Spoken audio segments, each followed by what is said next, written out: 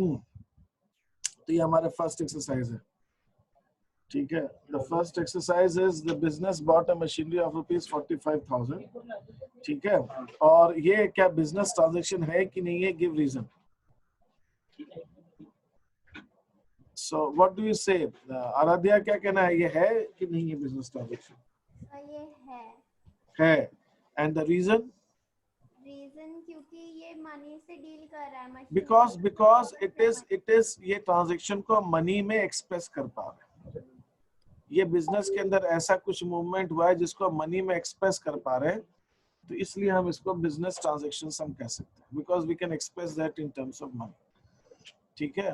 तो that is business transaction की खास बात क्या होती है कि वो मनी के अंदर एक्सप्रेस किया जा सकता है, ठीक है। अब hotel receives an appreciation mail, एक कस्टमर से एप्रिसिएशन भेजा, किसी ने लिख के एप्रिशिएट किया कि बहुत अच्छा काम किया, ठीक है। Who was very happy with the quality of food and service, जो कस्टमर को बहुत अच्छा लगा, क्या हम इसको बिजनेस ट्रांजैक्शन कह सकते हैं? इसको हम मनी में मेजर नहीं कर सकते हैं, तो this is not a business transaction. उसको अप्रिसिएशन को हम कितने रुपए का अप्रिसिएशन बोले कि वो अप्रिसिएशन इतने रुपए का था, we can't say that. So as it can not be measured in terms of money, money measurement possible नहीं है, तो ये इसलिए ये हमारा बिजनेस ट्रांजैक्शन नहीं है, ठीक है। This is due to announcement of corona weekend lockdown, business could not be opened on Saturday Sunday. Saturday Sunday को business open नहीं हो सका. Would this be called a business transaction? Again, no.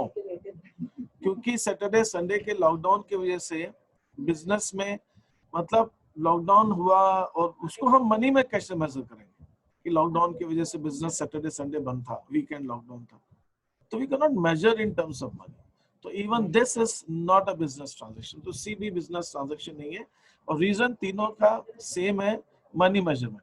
B और सी money में major नहीं हो पा रहे हैं और ये होगा।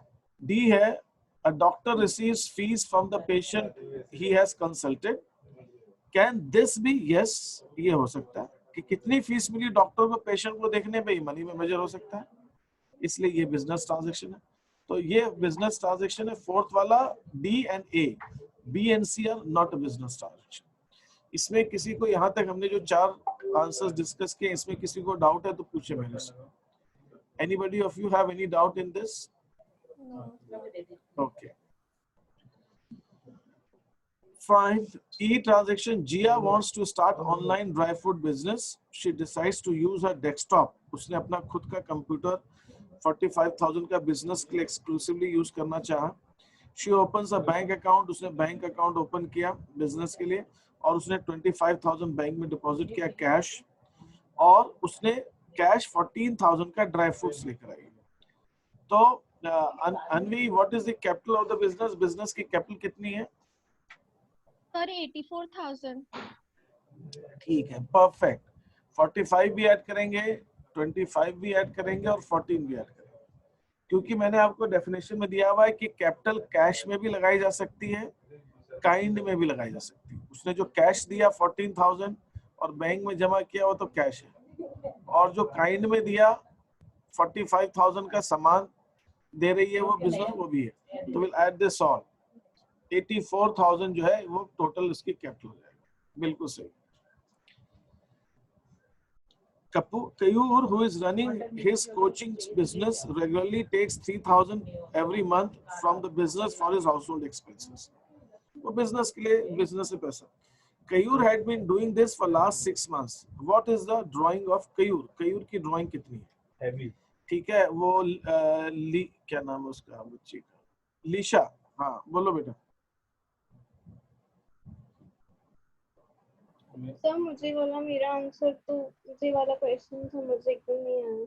I could not get you. Can you repeat what you are saying? Sir मेरे को ये वाला क्वेश्चन नहीं आया। मतलब देखो, ड्राइंग्स क्या होती है? ड्राइंग्स होती है जब ओनर, कोई भी बिजनेस का जो ओनर है वो बिजनेस से अपने पर्सनल यूज के लिए जो पैसे निकालता है उसको हम ड्राइंग्स कहते हैं। तो कयूर ने बिजनेस से जो है, बिजनेस से कयूर ने 3,000 रुपए 6 महीने के लिए निकाले। 6 महीने से लगातार वो 3,000 रुपए निकाल रहा है, 3,000 रुपीज एवरी मंथ। तो टोटल उसने कितने निकाले होंगे 6 months into 3, तो टोटल उसने कितना पैसा निकाल लिया बिजनेस से 18,000, तो हम उसको 18,000 रुपीज उसकी ड्राइंग्स हो जाएगी। Is that okay Lisha? Yes sir. तो जो भी बिजनेस से पैसा अपने पर्सनल यूज के लिए निकाला जा रहा है, अपने खर्चे के लिए ओनर निकालता है, वो ड्राइंग्स कहलाता है। और जो ओनर बिजनेस में पैसे लगाता है उसको कैपिटल कहते हैं, और जो बिजनेस से पैसे निकालता है उसको हम ड्राइंग्स कहते हैं। ठीक है, दिस इज इट। तो ये कुछ चीज है हमारी। तो वो 6 मंथ्स के से लगातार वो 3,000 रुपए निकाल रहा है। तो दिस 6,000 जो है 6 into 3,000 18,000 ड्राइंग्स हो जाएगी। ठीक है, इसमें कहीं यहाँ तक किसी को कोई डाउट है? Anybody is doubt till here?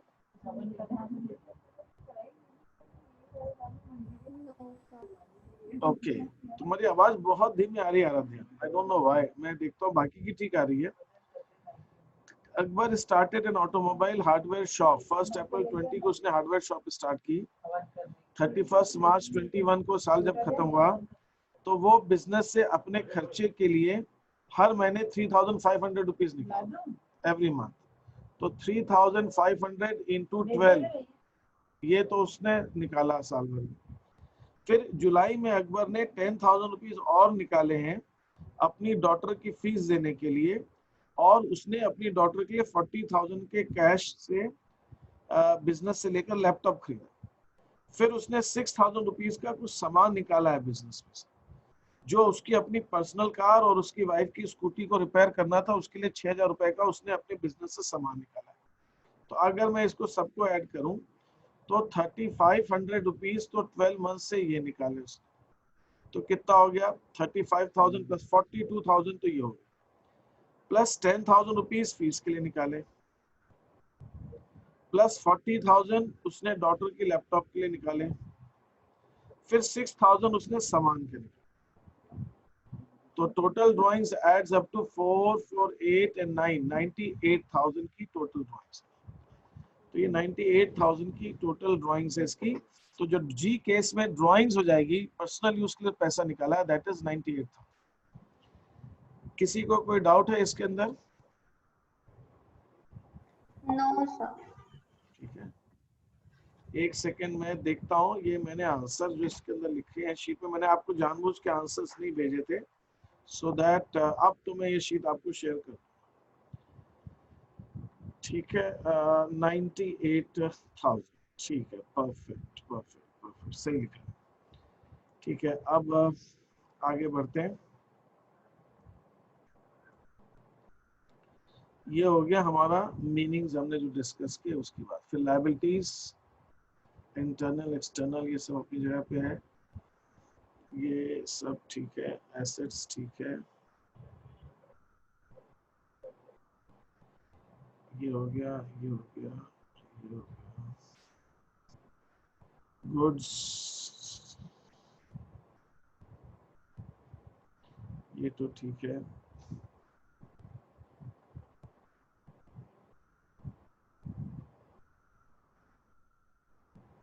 Okay, exercise 2।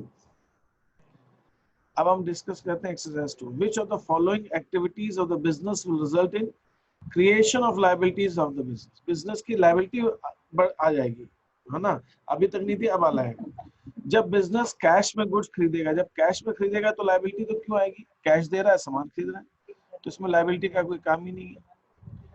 Business ने गुड्स खरीदे और बोला 40-20 दिन के अंदर मैं पेमेंट करूंगा, तो ये लायबिलिटी क्रिएट करेगी। बिजनेस ने मशीनरी खरीदी और चेक से पेमेंट किया, ये भी लायबिलिटी नहीं आएगी। क्यों? क्योंकि चेक से पेमेंट हो जा रहा है। बिजनेस ने गुड्स खरीदे, बेचे और पेमेंट कैश में रिसीव कर लिया, इससे भी लायबिलिटी नहीं आएगी। तो जो ये फर्स्ट क्वेश्चन है एक्सरसाइज 2 का, इसका जो सेकंड वाला हिस्सा, ठीक है, second part, that would create liability, इससे लायबिलिटी क्रिएट होगी, क्योंकि आप पेमेंट अभी नहीं कर रहे हो, 20 डे में कर रहे हो। ठीक है, दैट इज लायबिलिटी। लायबिलिटी का मतलब जो आपको पेमेंट करना है फ्यूचर में बाद। Question number 2, which of the following activities of the business will not result in creation of liability, जिससे liability create नहीं होगी। ठीक है, अब इसके अंदर क्या है, टेलीफोन बिल रिसीव हुआ और हमने पे ऑफ कर दिया, चलो ये तो लायबिलिटी बनी नहीं, इसको देखते हैं। एक एम्प्लॉय जो है आपके 1 महीने उसने काम किया, अभी तक उसको सैलरी नहीं दी गई, ये लायबिलिटी क्रिएट करेगा। एक कंप्यूटर खरीदा बिजनेस यूज के लिए, उसका पेमेंट नहीं किया, तो ये भी लायबिलिटी क्रिएट करेगा। बिजनेस ने लोन लिया बैंक से 6 महीने के लिए, ये भी लायबिलिटी क्रिएट करेगा। तो जो ए वाला पार्ट है कि आपने टेलीफोन बिल रिसीव किया और उसको पे कर दिया, this will not create liability, ये लायबिलिटी क्रिएट नहीं करेगा। ठीक है, तो this is how it has to be. ये गड़बड़ होगी ना, मुझे ABCD देना था, ये रोमन में आ गया इसके अंदर। ठीक है, ठीक है, तो ये हमारी liability. Fine. Third question, which of the following will not be considered as drawings by the owner?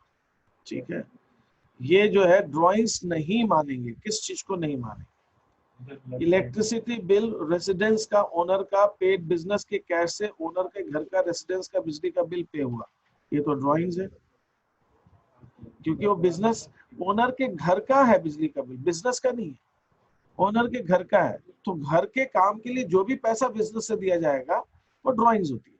तो ओनर के घर की इलेक्ट्रिसिटी की बिल पे हुई है, रेसिडेंस की, it has nothing to do with business, लेकिन कैश बिजनेस में। Owner to business furniture, owner ने बिजनेस का फर्नीचर लिया है घर से, अपने घर ले गया पर्सनल यूज के लिए, तो ये भी ड्राइंग्स है। Goods of the business were taken, business के गुड्स लिए गए, सामान लिया गया, ओनर ने अपने बच्चों के लिए कुछ सामान ले गया बिजनेस से, तो ये भी ड्राइंग्स है। वो पर्सनल यूज के लिए जा रहा है, चाहे बच्चों को ले जाए, घर ले जाए, लेकिन बिजनेस का चीज घर जा रही है, उसके घर के काम में जा रही, तो वो ड्राइंग्स है। Telephone bill of the business was paid from the business cash, business के कैश से बिजनेस का टेलीफोन बिल पे हुआ, तो जो लास्ट ट्रांजैक्शन है फोर्थ, ये ड्राइंग्स नहीं, this is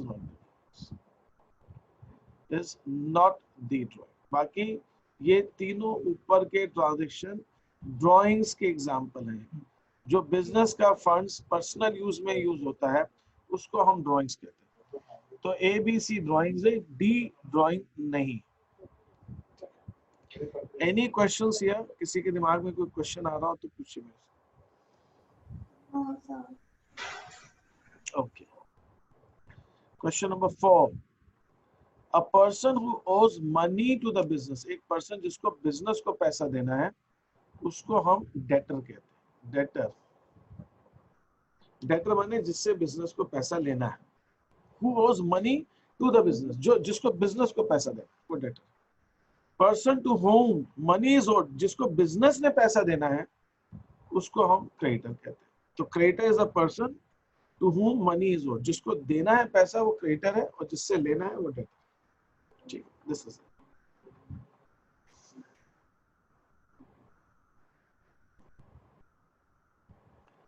sixth one, A sold goods of rupees 12,000 on credit. A ने 12,000 की गुड्स क्रेडिट में बेचे B को, और B ने 7,000 रुपए उसी समय दे दिए।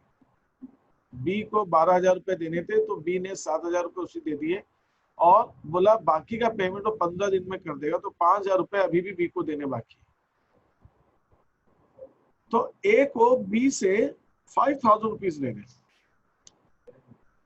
तो A हो गया क्रेडिटर क्योंकि A को लेने, B हो गया डेटर क्योंकि B को पैसा देना है। डेटर मतलब जिसको देना है, क्रेडिटर माने जिसको लेना है। तो A क्रेडिटर है 5,000 से और B डेटर है 5,000 से। तो इसके अंदर A क्रेडिटर है B का 12,000 से, ये तो है नहीं, B ने तो दे दिए 7,000 रुपए। A is the creditor, A creditor है B का 5,000 रुपए से, तो ये स्टेटमेंट सही।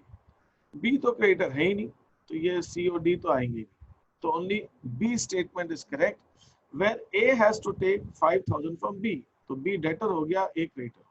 ठीक है, तो यहाँ पे B is the answer. Any doubts, any confusion? किसी को कोई क्वेश्चन पूछना है? No, sir. Okay. Okay. Next is moving further, seventh one. Ami sold goods of rupees 10,000 to Vimy. Which of the following statement is not true?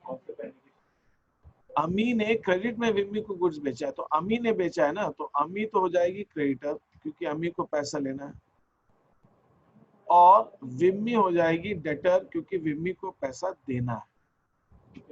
अमी is creditor and Vimi is debtor, तो Ami is the creditor of Vimi, ये statement तो true है, तो ये तो not true पूछा। विमी is the debtor of अमी, विमी डेटर है अमी की, ये स्टेटमेंट भी ट्रू है। Ami is the debtor of Vimi, ये नहीं है, दिस इज फॉल्स। अमी तो डेटर थोड़ी है, अमी तो क्रेडिटर है। और अमी is the part of trade payable, trade payable का बिल्कुल हिस्सा है विमी की। विमी ट्रेड पेबल मतलब विमी को जिस जिसको पैसा देना है वो ट्रेड पेबल है। तो A B D is true, only C is false. C इसका फॉल्स है और A B D is true. ठीक है।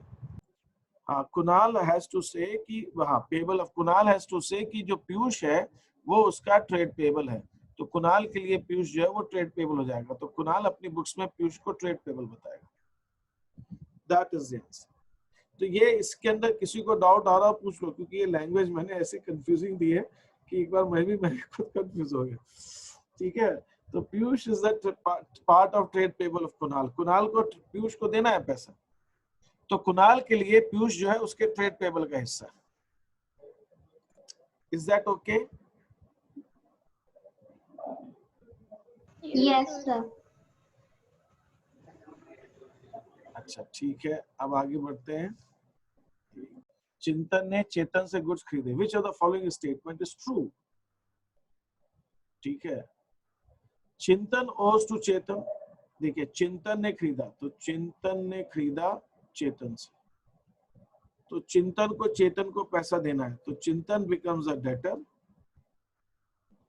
और चेतन becomes a creditor.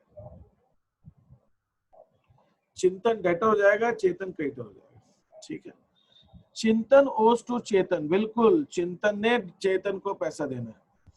Chetan is a part of trade payables of Chintan, ये भी सही है। Chintan is a part of trade receivables of Chetan, तो चिंतन का जो है चेतन का ट्रेड रिसीवेबल्स हो जाएगा, और ये तो ये तीनों statement all of the above, ये डी इसका आंसर। ये तीनों स्टेटमेंट सही, all three statements are correct, तो D is the answer. Chetan Chintan जो है ओज टू चेतन, चिंतन को चेतन को पैसा देना है ना, तो चिंतन हमारा डेटर हो जाएगा और चेतन हमारा क्रेडिटर हो जाएगा। ठीक है, चिंतन ने चेतन को देना है, तो first statement is correct. Chetan is a part of trade payable of चिंतन, जो चिंतन अपना ट्रेड पेबल बनाएगा उसके अंदर चेतन उसका इंक्लूडेड होगा। चेतन को ट्रेड पेबल बताएगा चिंतन, और चेतन चिंतन को ट्रेड रिसीवेबल्स बताएगा। ये दोनों स्टेटमेंट्स है, तो ये all of the above, all these above statements are true. इसके अंदर भी किसी को कोई कंफ्यूजन है तो मुझे पूछिए आप। Any confusion in this statement also? Okay भाई, ये लिशा, ये समझ में आ रहा है? Yes, sir. Anvi, are you getting this? Yes, sir. And what about you Aaradhya, ये आया समझ में? Yes sir. थोड़ा सा वर्ड्स कंफ्यूजिंग है और वो होंगे, उसमें कोई घबराने की ऐसी बात नहीं है। There's nothing wrong and it is very very natural. नया सब्जेक्ट है, नई चीजें हैं, नए टर्मिनोलॉजी। अकाउंट्स जैसे मैंने आपसे बताया था, accounts is a language of communication.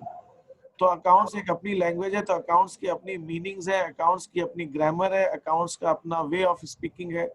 तो ये लैंग्वेज समझने में थोड़ा सा टाइम लगेगा, एकदम से नहीं आती कोई लैंग्वेज।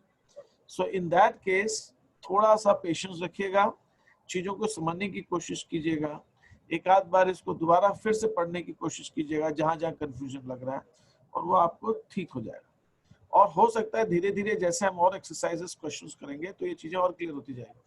तो कोई भी चीज हम जब कोई लैंग्वेज सीखते हैं तो एकदम से नहीं आती है, है ना? No, you don't learn any language immediately. You practice it, and as you practice, you learn it better. तो same thing applies to accountancy also. ठीक है? तो अभी आप कोई घबराने की कोशिश नहीं है कि ये नहीं आया कैसे, कुछ नहीं, सब हो जाएगा. Nothing is difficult here. लोग सीख रहे हैं ना, कितने लोग तो पढ़ते हैं, हर साल पढ़ते हैं. There's nothing new in this. But ये है कि शुरू में confusion रहता है. ठीक है? Which of the following is not a tangible asset? ठीक है? Which of the following is not a tangible asset? जिसको हम छू नहीं सकते, टच नहीं कर सकते. That is copyright. है ना? Copyright is a asset which is not tangible. Furniture को हम टच कर सकते हैं, हम देख सकते हैं.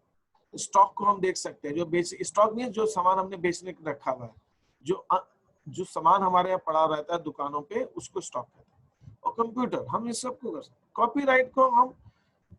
कॉपीराइट को नहीं देख सकते, बट हम कॉपीराइट का इफेक्ट देख सकते हैं बुक वगैरह, बट कॉपीराइट को नहीं देख सकते. That is all. 11th, why intangible assets are not fictitious assets? भाई intangible assets को fictitious भी माना जाता है. ये fictitious मैंने बताया था, वो asset होती है जो सिर्फ नाम की होती है, उनकी कोई अपनी वैल्यू नहीं है, उनका कोई अपना काम नहीं है. They are just for name's sake. और intangible तो हमको benefits देते हैं. तो इसका correct reason क्या है? चूज करना. Both intangible and fictitious assets have no value for the. ये तो गलत है. दोनों की अगर कोई वैल्यू नहीं होती तो जो इंटेंजिबल है फिक्टिशियस हो जाती, फिर उसमें दिक्कत थोड़ी थी. fictitious assets have no value for the firm, whereas intangible assets have productive capacity. intangible assets से हम प्रॉफिट कमा सकते हैं, fictitious से नहीं कमा सकते. intangible asset किसको कहते हैं? नाम, है ना? एक मैं मान लीजिए एक मैकडॉनल्ड्स का मैं एक स्टोर खोलता हूँ, नाम है ना, मैकडॉनल्ड्स के नाम से कस्टमर आएंगे. तो जो ब्रांड नेम है ना, ये फिक्टिशियस एसेट, ये इंटेंजिबल एसेट. तो नाम देख के लोग आ रहे हैं अपने आप, तो मेरा प्रॉफिट होगा, मैं प्रॉफिट कमा सकता हूँ. मेरी प्रोडक्शन वो प्रोडक्टिव है, नाम से मैं प्रॉफिट अर्न कर रहा हूँ. तो ये बी स्टेटमेंट सही है.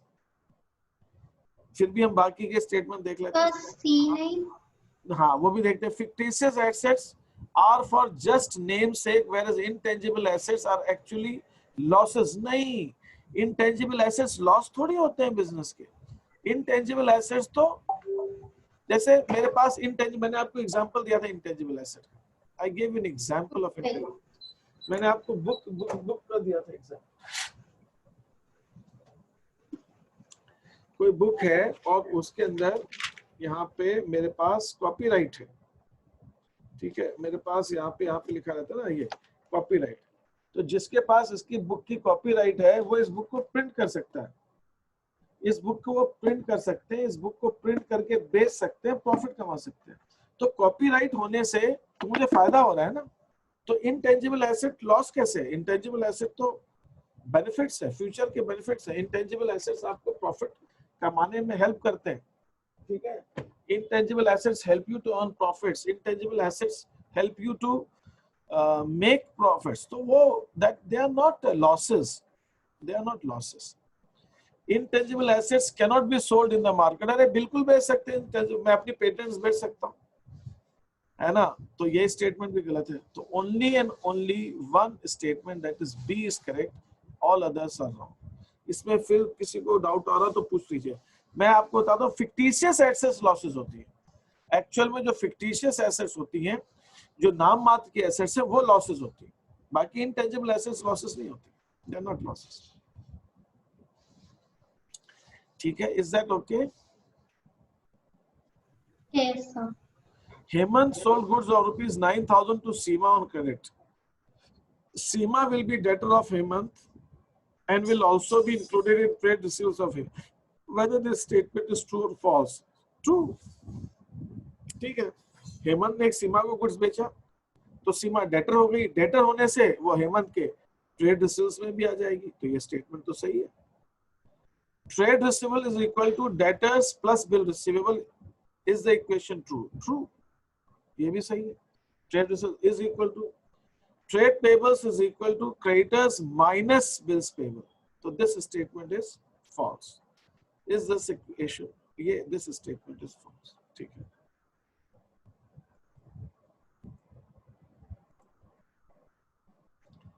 Question number 15. आलोक जो एक गारमेंट स्टोर चलाता है, उसने गारमेंट फैक्ट्री से 42,000 के खरीदे. He sold garments 20,000 के गारमेंट्स उसने 26,000 में बेच दिए. ये उसकी सेल्स है. An NGO wanted to purchase some garments for free distribution. Alok sold them garments costing rupees 12,500 at cost price. उसने 12,500 के गारमेंट्स 12,500 में बेच दी. He also bought 2 ceiling fans of rupees 3,000 for installing in the showroom and 2 wooden racks of 10,000 each for displaying garments. तो 2-3,000 रुपए के उसने ceiling fan खरीदे और 10,000 रुपए ईच के 2 वुडन रैक्स खरीदे. 2 वुडन रैक्स. ठीक है. 10,000 के तो 30,000. तो ये बेसिकली क्या हुआ, उसने ये क्या खरीदा, मैं यहाँ लिख देता हूँ साफ साफ. 3,000 के सीलिंग फैन, 10,000 की एक रैक और 10,000 की दूसरी rack. Alok's friend Umesh liked the wooden racks. उसको अच्छा लगा wooden rack and he asked Alok to sell one of the rack as he needed one urgently. उसको बहुत जरूरी था, उसने एक रैक मुझे भेज. Alok sold one rack to Umesh at the cost price of rupees 10,000. उसने 10,000 में उसको बेच दिया. अब आपको क्या निकालना है? You have to find out what is the amount of purchases of Alok. Alok की purchases क्या है? Purchases माने जो उसने सामान बेचने के लिए खरीदा. तो परचेजेस में तो सिर्फ 42,000 आएगा, सिर्फ 42,000, नथिंग मोर. उसने जो रैक खरीदी वो नहीं आएगा. उसने जो फैन खरीदा वो परचेजेस में नहीं आएगा. What is the amount of sales by Alok? Alok ने जो माल बेचा, जो बेचा उसमें रैक बेची वो नहीं आएगा. बट लेकिन जो उसने बिना प्रॉफिट के बेचा या जो प्रॉफिट से बेचा वो आएगा. तो उसकी सेल्स आ जाएगी 38,500. तो जो उसने माल बेचा वो कितने का बेचा? 38,500. 26,000 के उसने बेचे गारमेंट्स और 12,500 के एनजीओ को बेचे. तो टोटल सेल्स उसकी 38,500 है. जो उसने रैक बेची वो उसकी सेल्स का हिस्सा नहीं है, क्योंकि सेल्स के अंदर तो सिर्फ और सिर्फ गुड्स की सेल्स आती है, बाकी सेल्स नहीं आती. Is that okay? सर ये पता नहीं चला कि इसका रैक और जो उसने फैंस परचेज किए उसके ऐड क्यों नहीं होंगे? ऐड क्यों नहीं होंगे? उसका बिजनेस किस चीज का है ये बताओ. गारमेंट. तो गारमेंट्स जब वो खरीदे बेचेगा तो वही परचेजेस सेल्स में ऐड होगा, बाकी सामान नहीं ऐड होगा उसका, है ना. इसको आपको अगर मैं डेफिनेशन दिखाऊं आपको परचेजेस सेल्स की, ये purchases means goods purchased or cash or credit for resale or for use as raw material in the production process. ये उसका बिजनेस का हिस्सा है, बिजनेस का हिस्सा. गुड्स किसको कहते हैं? गुड्स वही होते हैं. गुड्स मीन्स ये goods mean the things in which business deals, जिसके अंदर बिजनेस डीलिंग करता है. उसका गारमेंट का बिजनेस है, वो गारमेंट में डील करता है. अब उसने सीलिंग फैंस खरीद लिए या उसने जो है कंप्यूटर वो रैक खरीदा, तो वो उसका गुड्स नहीं है. और उसको खरीदना बेचना सेल परचेज में नहीं आएगा, गुड्स थोड़ी है. उसका बिजनेस तो गारमेंट का है. तो जब गारमेंट के सामान खरीदे बेचेगा, गारमेंट का चाहे रॉ मटेरियल खरीदे चाहे फिनिश गुड्स खरीदे, लेकिन गारमेंट से related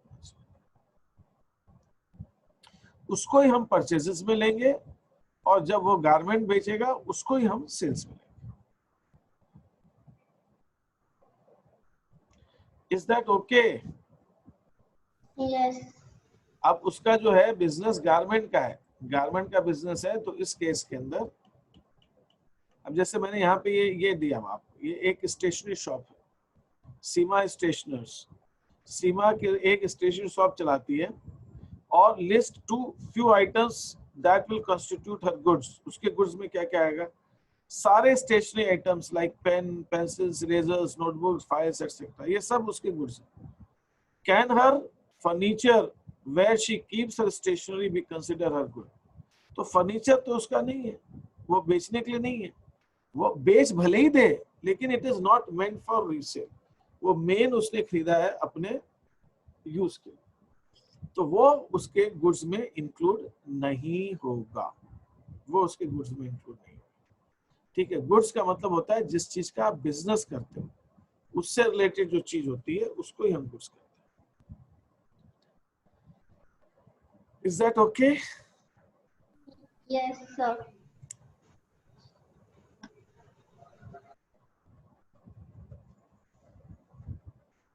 Can a person be considered as debtor and also a part of bill receivable? Give reason. क्या हम डेटर में और बिल रिसीवेबल में दोनों में किसी को इंक्लूड कर सकते हैं क्या? लीशा, व्हाट डू यू से? Yes, sir. ओके, एक काम करते हैं, मैं वो आपको इक्वेशन दिखाता हूँ। अब लीशा, तुम ये कह रही हो कि अगर मुझे किसी से 10,000 रुपए लेने हैं तो मैं 10,000 रुपए डेटर में भी इंक्लूड करूं और बिल रिसीवेबल में भी इंक्लूड करूं, तो मुझे टोटल अब कितने लेने हैं? 20,000, ऐसा होगा क्या? मुझे लेना कितना है? 10 लेना है कि 20 लेना है लीशा? 20 और 10? 10. 10. So if I add 10,000 in debtors and I also add 10,000 in bill receivable, मेरे टोटल ट्रेड रिसीवेबल्स कितने हो जाएंगे? 20. तो मुझे 20 लेना है कि मुझे 10 ही लेना है? 10 ही लेना. 10 ही लेना है ना, I need not to take 20। तो या तो मैं 10,000 को यहाँ इंक्लूड करूं या फिर मैं 10,000 को यहाँ इंक्लूड, दोनों में से एक जगह। I can not include at both the places. Are you getting me? Yes, sir. A person जिससे मुझे पैसा लेना है, या तो मैं उसको डेटर मानूंगा या बिल रिसीवेबल मानूंगा, मैं दोनों जगह उसको इंक्लूड नहीं कर सकता। वो डेटर भी है, बिल रिसीवेबल भी, ऐसे थोड़ी होगा। It will be one place, double counting हो जाएगी फिर तो। मैंने यहाँ पे ऊपर आपको इक्वेशन दी हुई है, debtor plus bill receivable is equal to trade receivables, इसको प्लस इसको ऐड करेंगे तो ट्रेड रिसीवेबल्स। तो मैंने यहाँ भी 10,000 ले लिया और यहाँ भी 10,000 ले लिया, तब तो ये 20 हो गया। 20 थोड़ी लेना है मेरे को, मुझे तो 10 लेना है। तो I would either call the person as debtor और I would call the person as trade receivables, not both, दोनों नहीं हो सकता। Is that okay? Yes, sir.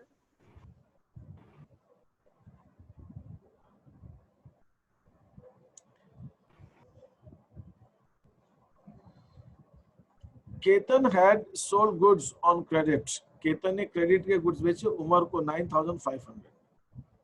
After a couple of days, Umar gave in writing to Ketan that he will pay the amount in a month's time. उसने लिख के दे दिया कि मैं आपको 1 महीने में पेमेंट कर दूंगा। Which of the following statement truly states the position of Umar for Ketan? तो उमर की पोजीशन कौन सा स्टेटमेंट हमें बता रहा है? ठीक है, ये पूछो। Umar will first be part of debtor, but after promising in writing, he will be considered as bill receivable. जब पहले तो डेटर रहेगा, बाद में जब लिख के दे देगा तो बिल सेल हो जाएगा। एक Umar will be considered as part of both debtor and bill sale, ये तो हो ही नहीं सकता। Umar is neither the debtor nor the part of bill sale, ये भी नहीं है, देना है उसको पैसा। Umar will be first be part of bill receivable and then will be considered as debtor, ये स्टेटमेंट गलत है, पहले नहीं। तो फर्स्ट वाला स्टेटमेंट सही है। उमर जो है पहले डेटर होगा, जब वो राइटिंग में दे देगा उसके बाद वो बिल रिसीवेबल हो जाएगा। तो दोनों में पर्सन नहीं आ सकता, डेटर भी बिल रिसीवेबल, या तो वो डेटर है या फिर वो बिल रिसीवेबल। ठीक है, is that okay? Lisha, is this difference clear to you between bill receivable and debtor? Yes, sir. Debtor means जिससे पैसा लेना है, और अगर वो उसने राइटिंग में दे दिया, लिख कर दे दिया कि मुझे इतना पैसा देना है, तो हम उसको बिल रिसीवेबल बोलेंगे। तो but a person can not be part of both, इन दोनों में से हमेशा person would be part of और, नॉट एंड, दोनों का हिस्सा नहीं हो सकता, दोनों में से किसी एक में ही हम उसको इंक्लूड करेंगे।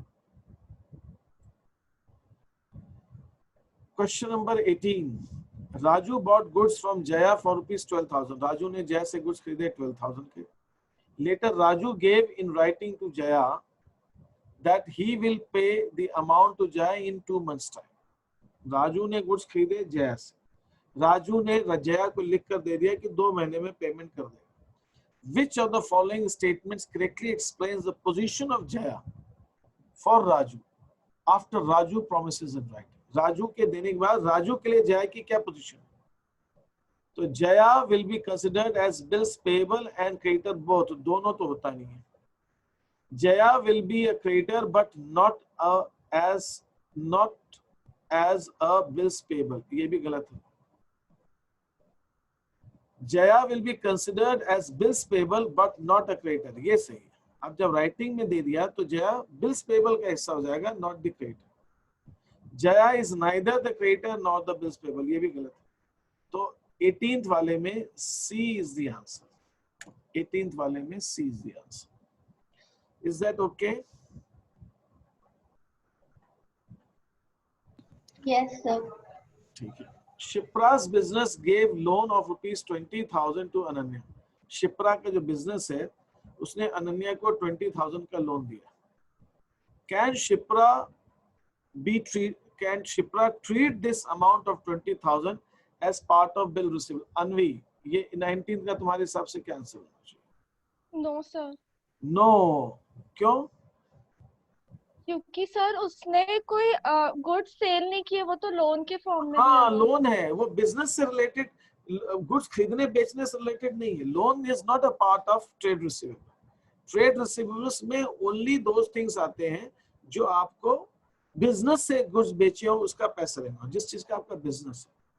ठीक है, तो loan is not a part of trade receivables.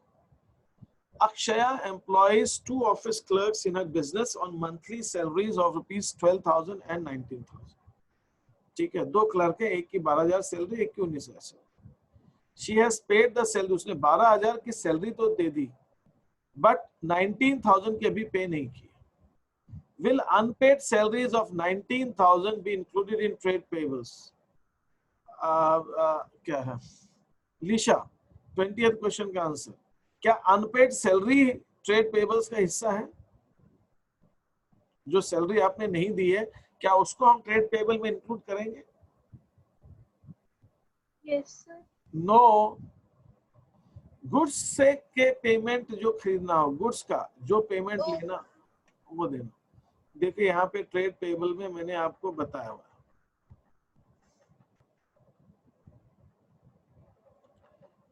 It should be noted that trade payable include amount due to others only due to business activities like purchase of goods and all. Goods खरीदे.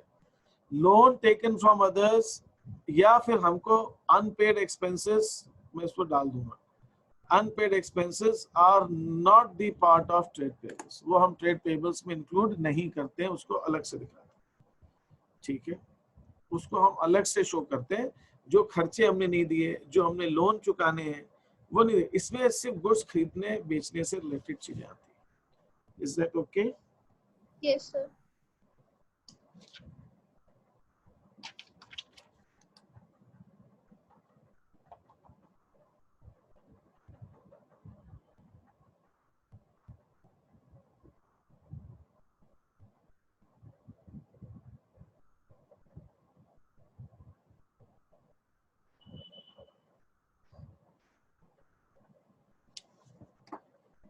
ठीक है.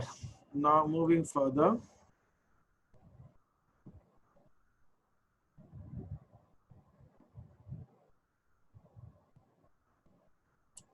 Suman sold goods of ₹3,000 to Zara. Zara has accepted in writing that she had to pay 3,000 to Suman. There are 3 possibilities. Zara को पैसा देना है. Zara is considered as debtor or accounts receivable. Debtor या accounts receivable एक ही बात होती है. तो Zara को हम debtor या accounts receivable मान लें. राइटिंग में दे दिया तो debtor तो हो नहीं सकता, तो वो bill receivable का हिस्सा होगा. जो बिल रिसेल का हिस्सा होगा तो ट्रेड रिसेल्स का भी हिस्सा होगा. तो second and third statement are correct. तो सेकंड एंड थर्ड स्टेटमेंट जो है वो उसका सही है. तो ज़ारा जो है वो ट्रेड रिसीव्स और बिल रिसीवेबल का हिस्सा माना जाएगा, न कि अकाउंट रिसीवेबल या डेटर। ठीक है, क्योंकि उसने राइटिंग में दे दिया।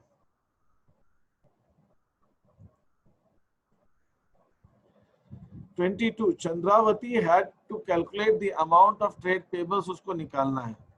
She gives you the following list of liabilities, ये उसकी liabilities, ठीक है, A B C D 4। Bank loan देना है, रेंट अनपेड है, रॉ मटेरियल के सप्लायर्स को पैसा देना है, इलेक्ट्रिसिटी का बिल नहीं दिया। Which of the following option is correct in calculating trade? Chandravati की ट्रेड पेबल निकालने में क्या क्या चीज होंगे? Lisha, you tell me the answer for this. इसमें से चारों ऐड होंगे कि इसमें से कोई ऐड होंगे? कौन ऐड होंगे, कौन नहीं होंगे, या चारों होंगे? लीशा,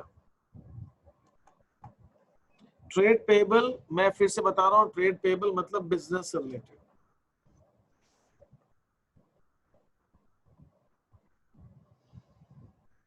जो गुड्स आपने खरीदे उधार Only में, हाँ, third. only third, yes, only third will be considered as trade payable, सिर्फ थर्ड को हम कंसिडर करें। Indu had following transactions: sold goods to Anvi, gave loan to Jasprit, Jasprit को लोन दिया और Anvi को गुड्स बेचे। Which of the following options is correct? हाँ, again Lisha, you need to tell me, इसमें बताओ कौन सा स्टेटमेंट सही? गुड्स बेचे, both 1 and 2 are trade receivables for Indu, neither 1 nor 2 are part of trade receivables of Indu, only 1 is a part of trade receivables of Indu, or only 2 is a part of trade receivables of Indu?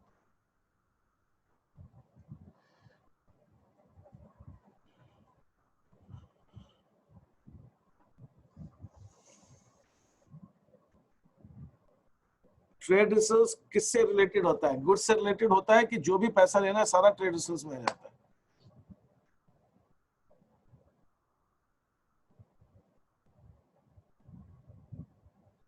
आपको किसी से कोई भी पैसा लेना है तो वो ट्रेड रिसीव्स है कि only transactions relating to business, core business activity, आपने जो सामान आप बेचते हो, ठीक है, उससे जो पैसा लेना है वही trade receives.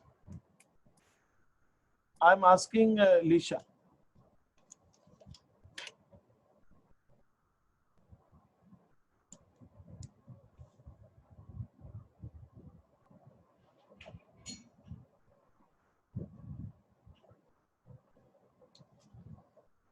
Lisha, I am waiting for your response. Question number 23 में तुमको क्या लग रहा है, क्या आंसर आएगा? सर मुझे ये वाला क्वेश्चन समझ नहीं आया था।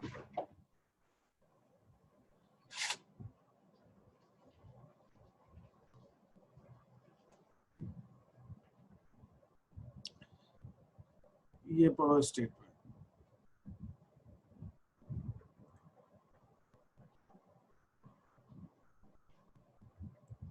ये स्टेटमेंट क्या कहता है?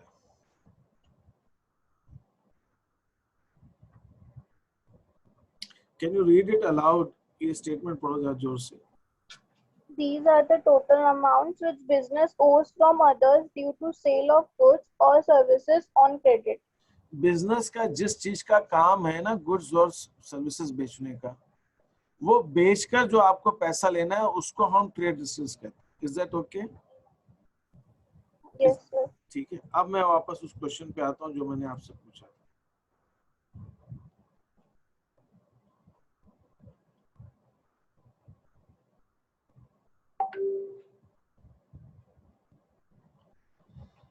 अब इंदु ने जो लोन दिया है, तो क्या उसका बिजनेस लोन देने का है? No sir. नहीं है ना, तो लोन देना तो क्यों कहेंगे हम ट्रेड रिसीव्स के अंदर? Only first part of trade receivable of Indu. Yes, only first part will be considered as trade receivals of Indu. Only the first part. ठीक है? Only the first part. Is this clear? Yes sir. Acha, now Lisha, you need to still answer the 24th question, last one. Which of the following is part of trade payable? Telephone bill unpaid है, unpaid salary to staff है, unpaid car repair bill है, या none of the above? Unpaid salary to staff. Trade payable business related होता है या खर्चे भी लिखते हैं जो नहीं देना है वो भी लिखेंगे इसके अंदर? None of the above. None of the above, ठीक है, नन ऑफ द अबव, ठीक है। विहान, तुमको थोड़ा बहुत कुछ समझ में आ रहा है? Because it is absolutely new for you.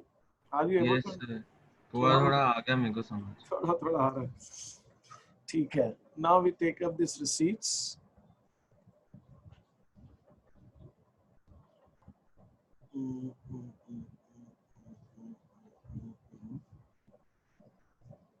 अच्छा, ठीक है, ठीक है, ठीक है, ठीक है, ठीक है, ठीक है। आज ये खत्म हो पाएगा क्या, मैं ये देख रहा हूँ, तब तो हम करें, तो फिर हम इसको नेक्स्ट क्लास में करें, ठीक है।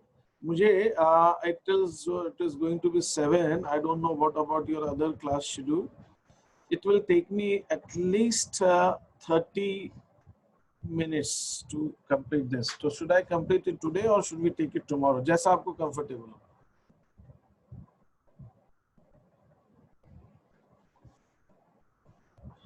Lisha, Anvi, first your choice. हाँ Lisha, what do you say? Sir, कल करें. अच्छा, okay. And Anvi, what do you say? Sir चलेगा आज भी. अच्छा, ठीक है, तो minority voice should not be trampled, ना? And Aradhya, what do you say? Sir मुझे कुछ भी चलेगा, आपको जब लेना हो. अच्छा, ठीक है। तो Lisha, you want it today or you want it tomorrow? Just tell me. I need half an hour at least minimum. वो आप मान के चलिए। Sir, I think tomorrow. Tomorrow, अच्छा, चलो ठीक है। तो we'll take it tomorrow and कल हम इसको करके and then we'll take up. Okay. Fine then. और इन द मीन टाइम मैं आप लोगों के आंसर्स को चेक करने की कोशिश करता हूं। तो अब आपको थोड़ा बहुत समझ में आया होगा, आप अपने अपने करेक्शंस क्वेश्चंस को कर लीजिए। तो मुझे थर्ड एक्सरसाइज में कुछ पता ही नहीं चला, वो पूरी ब्लैंक की हुई है मैंने, बाकी सारी की। अच्छा अच्छा, जो अभी हम डिस्कस करने जा रहे थे वही वाली है? वो और फिफ्थ में थोड़ा थोड़ा, बाकी सब तो किया मैंने। अरे थर्ड एक्सरसाइज में 4 ही तो क्वेश्चन है। चलो एक बार लिखिए, ऐसा करते हैं, let us complete this third exercise. Okay, sir. Champaklal is a property broker, है ना, वो प्रॉपर्टी ब्रोकर है Champaklal, and he gets commission मिल रहा है उसको, ठीक है, और उसको कमीशन मिल रहा है for helping in the deal between buyer of the property and the seller of the property. तो प्रॉपर्टी ब्रोकर है, तो वो जो बायर और सेलर की डील कराता है उसको, वो करके उसको कमीशन मिलता है, ये उसका काम है। Ketan wanted to buy a flat, Ketan एक फ्लैट खरीदना चाहता था, वो Champaklal help Ketan to get a flat as per his need, and in return Ketan paid Champaklal commission of ₹10,000. उसने कमीशन दे दिया चंपकलाल को 10,000 रुपए। अब ये बताइए, अब now Aaradhya you need to tell me कि चंपकलाल को जो 10,000 रुपए कमीशन मिला है, ये कमीशन उसका रेगुलर काम जो करता है उससे मिला है कि कोई अनयूजुअल काम से मिला है उसको? जो रेगुलर काम करता है उससे।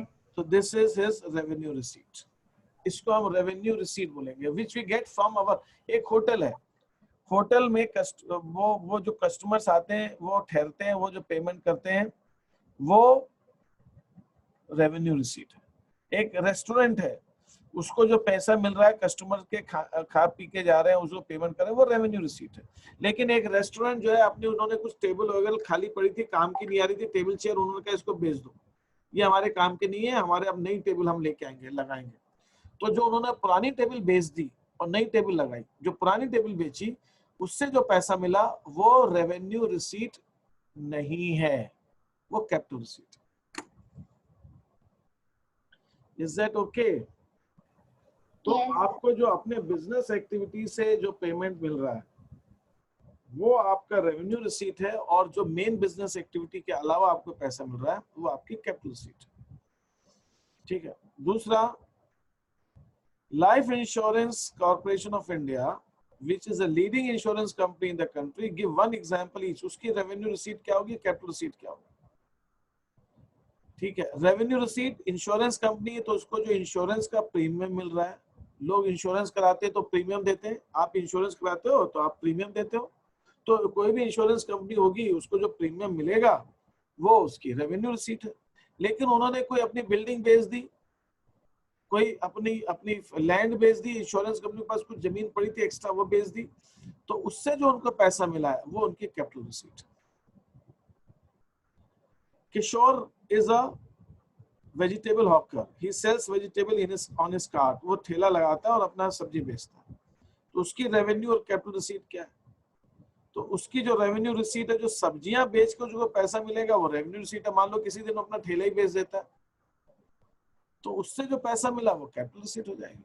तो जो मेन काम है मेरा, अब मैं कोचिंग चलाता हूँ, ठीक है, मैं मेरे को जो फीस मिलती है वो मेरी रेवेन्यू रिसीट है। हाँ, मैंने कोई सामान बेच दिया, मेरा काम कोचिंग में सामान बेचने का नहीं है, लेकिन फिर भी बेच सकता हूँ, ऐसा थोड़ी नहीं बेच सकता। मेरे पास कुछ टेबल चेयर एक्स्ट्रा पड़ी, फर्नीचर बेच दिया मैंने, तो वो जो पैसा आएगा वो कैपिटल रिसीट हो जाएगी। तो मेरा जो मेन बिजनेस एक्टिविटी है, जो मेरा जो मेन काम है, उस चीज से जो मुझे पैसा आ रहा है वो रेवेन्यू रिसीट है। डॉक्टर है, डॉक्टर को जो पेशेंट देखते हैं वो फीस आती है, वो रेवेन्यू रिसीट है, उसको हम रेवेन्यू माने रिकरिंग, जो रेवेन्यू का हिस्सा है जो होता रहेगा। लेकिन डॉक्टर ने कुछ सामान बेच दिया, मशीन का सामान बेच दिया, कुछ पुराना मेडिकल इक्विपमेंट बेच दिया, वो कैपिटल रिसीट है, ठीक है। तो वो आपका कैपिटल रिसीट है। तो ये रेवेन्यू रिसीट और कैपिटल रिसीट में difference, this is what you have to see. अब जैसे यहाँ पे मैंने एक अपोलो कंस्ट्रक्शन कंपनी का नाम दिया, वो एक बिजनेस है, वो ऑफिस कंस्ट्रक्ट करते हैं, रेसिडेंशियल अपार्टमेंट बंगलोज कंस्ट्रक्ट करते हैं, और उनका ये ट्रांजैक्शन है। उन्होंने मशीनरी खरीदी, जो मशीनरी खरीदी तो पैसे दिए होंगे ना, तो रिसीट तो है नहीं, ये तो पेमेंट है, ये रिसीट कैसे? तो पेमेंट होगा। सोल्ड फ्लैट्स, जो खरीदने वाले तो उनको फ्लैट बेचा, ये उनको रिसीट हुई है, फ्लैट बेचे, लेकिन ये इनका काम ही है फ्लैट बेचने का, तो ये तो रेवेन्यू रिसीट हो गई। उन्होंने इलेक्ट्रिसिटी बिल, टेलीफोन, सैलरीज वगैरह का पेमेंट किया, तो ये तो पेमेंट किया ना, रिसीट थोड़ी, ये तो उनका पेमेंट है। पेड इलेक्ट्रिसिटी बिल, ये भी पेमेंट है। उन्होंने एक ओल्ड ट्रक था जो उनके काम का नहीं था, वो बेच दिया, अब उनका काम है बंगला बना के बेचना, ऑफिसेस बेचना, ट्रक बेचने का काम थोड़ी है, तो ये ट्रक जो बेचा ये कैपिटल रिसीट है। फिर उन्होंने एक नया कुछ उन्होंने बंगलो बनाया था, उसको बेचा, तो ये उनकी रेवेन्यू रिसीट है। बंगला बना के बेचना उनकी रेवेन्यू रिसीट है। Receipt payment from customers who had bought office space, पहले कुछ लोगों ने उधार में खरीदा था, आज उन्होंने उसका पेमेंट किया, तो ये भी रेवेन्यू रिसीट है, तो ये भी रेवेन्यू रिसीट है। तो बेसिकली हम इसके अंदर रेवेन्यू रिसीट्स के अंदर दो तीन चीजें देखते हैं। रेवेन्यू रिसीट्स में क्या क्या आएगा? जो उनको उनके सामान से पैसा मिला। कैपिटल रिसीट्स में जो उनको वो मिल रहा है, अपना क्या कहते हैं, एसेट बेच के आ रहा है, ठीक है, ठीक है। और उन्होंने कोई रिसीट ही नहीं है वो, तो इसके अंदर हम अगर देखें तो कंस्ट्रक्शन, ये रिसीट ही नहीं है, ये तो see, it is not a receipt.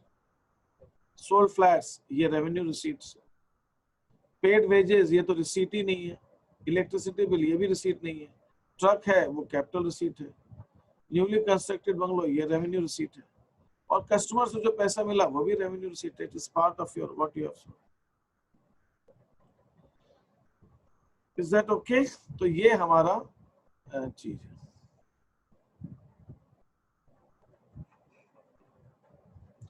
तो अब इसके आगे हम डिस्कस कर लेंगे। अभी तो ये 4th, 5th, 6th, ये तीन चीजें और डिस्कस करनी है, फिर और कोई डाउट आएगा तो भी आएगा, नेक्स्ट क्लास में हम इसको डिस्कस कर लेते हैं।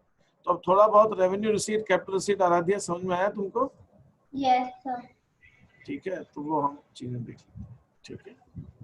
फाइन फाइन फाइन, तो now you people can leave the class. हाँ Vihaan, how we can manage the time? तुमको टाइम तुम्हारा क्या क्या है इस चीजों का?